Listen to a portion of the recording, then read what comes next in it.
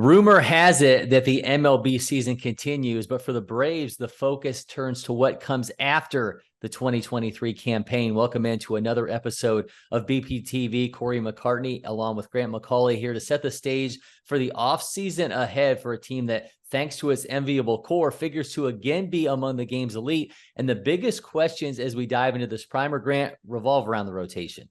Yeah, they definitely do, because the Braves have at least two spots I think that are going to need addressing. Then there's that bigger question about what it's going to look like after 2024. And that's all part of the calculus for Alex Anthopoulos in this front office. So it's going to be a very intriguing winter. And as we know, while it was a special 2023 season in a number of ways, the unfinished business is going to be the big motivator for this club as well. So let's spell it out. Charlie Morton has a $20 million club option for 2024. Kyle Wright is out for the season after undergoing shoulder surgery. Oh, and Max Fried is in the final year of arbitration, a situation that would make him prime for extension talks. So how aggressive are the Braves going to be, both in filling rotation spots, of which there could be two, there could be three, depending on your belief in Bryce Elder after his second half drop off and your faith in the in-house options. And obviously, you know, what's going to happen with Fried is going to be fascinating. Morton, he had a down finish, posting a 6.89 ERA in September. Obviously, was unavailable during the NLDS. His walks per nine of 4.57. That was the highest since his rookie season of 2008, though he did cut down on the home run bug, which we obviously spent a lot of time talking about during the 2022 year. But if the Braves didn't pick up the option or decline it, or, renegotiate a deal that keeps Morton in Atlanta, they could be left with more questions than answers. Obviously, Spencer Strider is a Cy Young Award waiting to happen. It teams with Max Fried for one of the best 1-2 punches in the game, but that leaves potentially three rotation spots if they don't pick up the Morton option. I don't know that they can really afford to do that, Grant. I mean, do you think and do you see him coming back into this mix? Yeah, I mean, I do. I think if Charlie Morton wants to pitch in 2024, there's a big case for the Braves to pick up that option and move forward with it, but that still leaves, I think, at least one more, if not two more spots in that rotation, even if you have a belief in Bryce Elder built off of the overall body of work rather than the second half and obviously the struggles that he had in Game 3 of the National League Division Series. But that's kind of part and parcel to the decisions that the Braves are going to have to make, because you cannot go into the season as a World Series contender. And I've been saying this for about a week now on every call-in and everything that I do. If you're a World Series contender, you cannot have an open tryout after Max Fried and Spencer Strider, even if you bring back Charlie Morton, to try to figure out what the final couple of spots are. They're in a very different place than they were earlier this season, when I think there was a lot of belief in the depth that they have. I don't know if there's that same conviction, and I'm not trying to sell the A.J. Smith-Shawvers and of the world short. There are question marks around Michael Soroka that were not answered in 2023. Ian Anderson underwent Tommy John surgery. So your depth is in a lot of precarious positions, I think. I mean, and even at 21 years old, A.J. Smith-Shawver could still, I think, use a little bit of development, even if they decide to give him an opportunity at some point. So I say all that to say the Braves should be, I think, aggressive in the starting pitching market, whether that is in free agency, where there are a lot of names out there. Will they be players in the biggest of all the names and the biggest deals getting handed out? I'm not sure that I believe that, but Alex Anthopoulos has been able to do a lot of trades and has been able to find short-term fixes that could yield a lot of upside. So that, Cory, is how I think they're going to attack this. But the question mark is for Charlie Morton right now, are you going to pitch in 2024? He's going to answer that in order for the Braves, I think, to make their decision. Well, look, I mean, foregoing the trade market because we just don't know who's available. The free agent options are the likes of Aaron Nola, Blake Snell, Sonny Gray, Eduardo Rodriguez. I mean, they could always make Fried potentially much happier if he really liked his high school days, and ink Jack Flaherty and Lucas Giolito and remake that Harvard Westlake rotation of old. But when you look at it now, the payroll is around $130.65 million, and that's ahead of arbitration. If you look at MLB trade rumors, arbitration projections, that could push it around 150. Let's say they pick up Morton's option, push it to 170. Maybe they renegotiate something, get that down around 165, but they were at 203 opening day payroll for the 2023 season. Basically what I'm saying, Grant, is there is plenty of room to make a splash and bolster this rotation.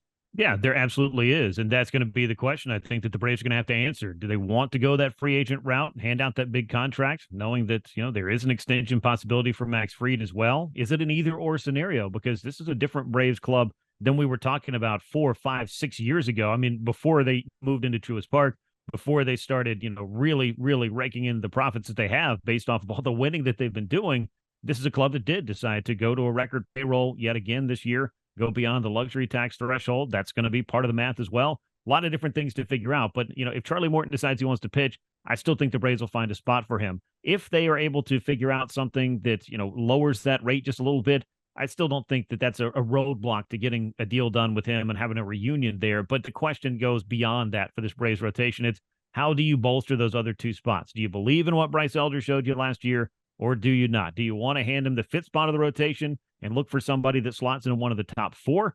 And, there's a lot of free agency out there, free agent targets out there that the Braves could, dabble with. Just looking at this list, I mean, we're not talking about go sign Shohei Ohtani because he's not even going to pitch next year. It's not about throwing out a record deal, but someone like Aaron Nola, someone like Blake Snell, those could be a couple of nice additions to this Braves rotation. Eduardo Rodriguez, I think that you mentioned.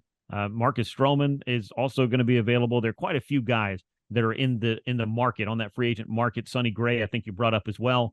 Will they go multi-year deal free agency, and how or will that even affect Max Fried's potential extension with this club? Because they don't really have to worry about the Fried decision this year if they don't want to. But then, of course, it sets up the free agency domino that we've seen fall a couple of different ways in recent years. And that is just all part of the decision-making that goes into an offseason that has the Braves kind of looking for ways to get themselves over that hump again.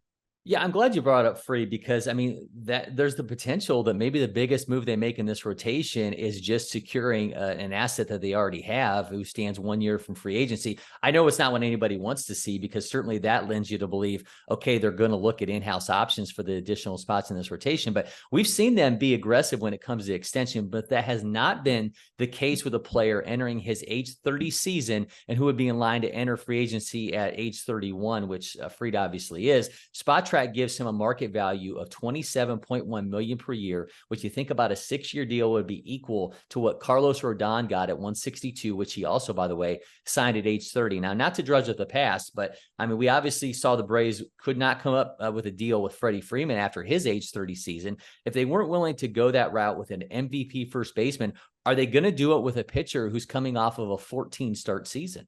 No, it's a good question. And obviously injury is going to be a big factor in how the Braves project that going forward. It's going to affect in some way, shape, or form what the market looks like for him. But I still think, as you just pointed out, like Carlos Rodon dealt with a lot of the same kind of question marks throughout the course of his career, but also showed an extreme amount of value and got himself a big deal. Now, that has not worked out so well for the Yankees in year one. How will it play out going forward? Our team's going to be wary of that, again, based on age and potential injury history. 2024 could go a long way towards really securing and firming up the market for Max Fried and how he goes out into free agency potentially. The Braves, though, they like, the fact that they have Max Fried, and Alex Anthopoulos gave the standard answer that he does every year. Max Fried's a great player. We would love to keep great players around, but we're not going to talk about discussions we have or have not had, but also saying, I wouldn't say that we haven't had discussions either. We just like to keep these things close. So I can't imagine that there hasn't been any dialogue whatsoever between Fried's side and the Braves about the potential of an extension, but what that looks like a year away from free agency is a very different case than Spencer Strider's deal and a lot of the other just, guys who were 2-3 years into their careers buying out arbitration years and a few extra on top of that to keep them around as part of this young core. It's a very different equation for the Braves and for Max Fried, but I still think that it makes a lot of sense for both sides to keep it going. But Fried's 14-start season, that does kind of muddy the waters, at least just a little bit, I think, in the minds of a lot of people. Well, along with Morton's option, pitching-wise, Colin McHugh has a $6 million option with a $1 million buyout. Kirby Yates has a $5.75 million option with a $1.25 million buyout. Brad Hand has a $7 million mutual option, and that's a $500K buyout. But sticking with the rotation, there are a number of non-tender options: Gianni Chirinos, Colby Allard, Huascar Yanoa, and maybe, Grant, most notably, Mike Soroka. Yeah, I mean, those are all options there, and no pun intended. I really am I'd be surprised if they picked up those those club options on those bullpen pieces. They just don't seem to be, locks the way that they might have been a year ago, that you would have thought, okay, well, Colin McHugh coming off his great 2022 was in a different boat. Kirby Yates had a really good year. I certainly don't see them paying $7 million for Brad Hand to keep him around when they could scour the free agent market and find somebody, maybe even bringing back a guy like Pierce Johnson, using some of that capital for that, or Joe Jimenez for that matter. There are other fish for them to fry in terms of how they want to, cook up a good bullpen in 2023 or 2024. And I apologize because that was an awful pun, and I'm going to feel bad about that for the rest of the winter. But putting all of that aside, I mean, the non-tender options, I think there are quite a few of those. obviously is 13 players who are eligible for arbitration, if I'm not mistaken. So that's a number that the Braves are going to have to consider. The biggest, of course, is Max Fried. Second to him is going to be AJ Minter, who's in the final year of arbitration as well. And then a whole bunch of guys that could be, roster casualties if in the idea of maybe going out and finding different and better options that fit with what the club needs in 2024 and beyond. Yeah, you're right. It is 13 players, by the way, who are arbitration eligible going into the winter. Let's turn our attention to the lineup in a crew that has 7 players on long-term extensions, 2 more years of club control with Marcell Ozuna, another season with Travis d'Arnaud. There's not a lot of intrigue, but Eddie Rosario is the exception, a $9 million option for next season that does not include a buyout. In the 2 seasons since he was NLCS MVP, he's hit 240 and has had 2 calendar months in that span in which he has hit above league average. Now, they could move on. They could hit the free agent market where there are other pieces, by the way, from the 2021 outfield. Adam Duvall, Jock Peterson are available. Another in Jorge Soler if he opts out of his $9 million player option. I know Rosario is a Gold Glove finalist, but the eye test said something else along with his being replaced 38 times late in games this past season. But at $9 million, it's still a bargain if he can hit at league average, which he did manage, by the way, to do in 2023 behind a couple of ridiculous months. Grant, what should the Braves do with Eddie Rosario? Yeah, I think that you could make the case, a strong case, that they could just pick up that option, move forward, and try to find somebody who's a platoon partner for him again, the likes of Kevin Pillar, who, by the way, is one of the Braves free agents for this year and might be intrigued at coming back, depending on what kind of playing time he's looking for and what kind of offers he gets in other places. But we're not talking about ways to fill out platoons here. It is the one, I think, burning question for the Braves offensively, because when you look at every other spot and what the contract statuses are, I don't really see any reason to make a bunch of changes. Marcell Ozuna in that DH spot makes me kind of wonder if Jorge Soler wouldn't kind of be redundant. Would he be an everyday outfielder? I'd kind of have to look at that at this point moving forward. Would it be another multi-year deal for Soler? I mean, how would all of that fit if you decided to do that? Am I intrigued about having the World Series MVP back? Yes, I am. Jock Peterson, not really sure that going forward, he's necessarily going to bring all that value on the field, but we all know what kind of value he meant to the club in other ways. So that's a good question. But other reunions, I don't know that that's going to limit them to just that scope, to looking at guys who have fit here before, as opposed to other fits. And of course, again, I just have to say it because it seems like every season this is the way they go. The Braves could make a trade that addresses a need potentially in the outfield. There could be lots of clubs and lots of players that we haven't even heard about that might get shopped over the course of the winter. That would make a ton of sense there. Maybe allow the Braves to get a little bit younger and even add to the ridiculous core that they have under contract for the next 3, 4, 5, 6 years and more in a couple of cases. I mean, look, if they want to keep Rosario, they could go with the right hand. I mean, Mark Canha has a club option that may not be picked up by the Brewers. You mentioned Soler and Duvall, Tommy Pham, or maybe they just look for that everyday guy that they've not had at that position, because Cody Bellinger's mutual option, I mean, that may not keep him in with the Cubs. It's a possibility of a market value of $22 million, by the way, on him. Michael Conforto has a player option with the Giants. That could end up being the guy. I just think, look, this is the move that we thought they were going to make last season, and they wound up 19th in F4 in left field. There just aren't a lot of ways to upgrade this lineup, as you mentioned, and I just can't see them going through another winter of Alex Anthopoulos rolling the dice again. Maybe this is where it happens. Maybe it's via free agency, or maybe, Grant, it's that unexpected move, because last winter Anthopoulos pulled off a one that no one saw coming when they brought an all-star catcher, Sean Murphy. I mean, it's not even worth trying to conjure up what it could be, but I just think that has to be in the back of your mind, because we spent so much time last winter saying, okay, they're going to go out and get an outfielder. They're going to go out and get a pitcher, and they end up strengthening what they had at catcher. So he bobbed when we thought he was going to weave, and I think that's just the way you have to approach this offseason with Alex Anthopoulos. Yeah, no, absolutely. And that's why I keep saying, and I know it may not be the answer everybody wants to hear, but we just may not know exactly what that move's going to be, because as the Braves are wont to do, it pretty much ends up being they post what they have done and everybody just reacts to it. That was the case with Sean Murphy. It's a case with Matt Olson. I mean, it's been the case with a lot of deals, been a case with a majority of these extensions as well. You just don't hear much about what they're going to do until they get it done. And Alex Anthopoulos has said, we pride ourselves on keeping that circle small. We let people know when they need to know. And pretty much once those dominoes start falling, it's going to be made public anyway. So to put it, bluntly or frankly, the Braves, they just have a way of doing things at their own speed, at their own time.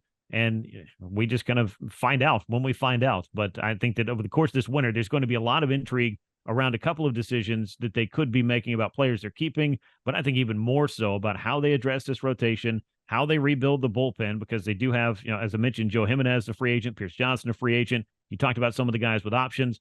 That leaves a lot of holes there in what was a pretty good group, but what's a group that might need maybe a little bit more velocity, maybe a little bit more swing and miss, a little bit different style. Maybe and I don't know if people are going to love to hear this, but kind of go on the route the Phillies did with a whole bunch of guys who throw really, really hard. That seemed to play pretty well in October, but the Braves bullpen also didn't cost them in October. I'd be remiss not to remind everyone of that, because that's kind of one of the things we do here on this show.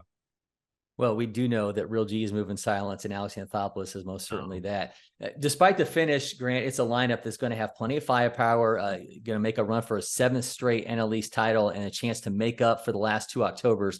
No one is going to doubt their ability to make a run at all that. And as we set the stage for what's to come for the Braves this offseason, we do so here on BPTV, where some changes are afoot. Grant, for the last 4 years, I've been a part of the Talking Chop and now / Battery Power family, the past 3 of which you and I have done this show. Unfortunately, this is going to be the last one for me as I put my professional focus elsewhere. But it's been an absolute honor to do this show with a great friend. And I know, Grant, that the next version of BPTV is going to continue to build on what we've created. Yeah, we're really excited about that. And this show is what it is based on the hard work, not just of me, certainly, but of everything that you've done to make sure that this show gets cranked out on a weekly basis, from the production to the scheduling of all the social media, and of course, putting together a great show with a lot of topics that we like to delve into that we hope keep Braves fans interested in coming back each and every week. So, Corey, my thanks to you. Obviously, this is not so long. It's just see you later, and look forward to continued success for you and everything that you set out to do. And of course, anytime you want to talk Braves, I think you know exactly where you can come.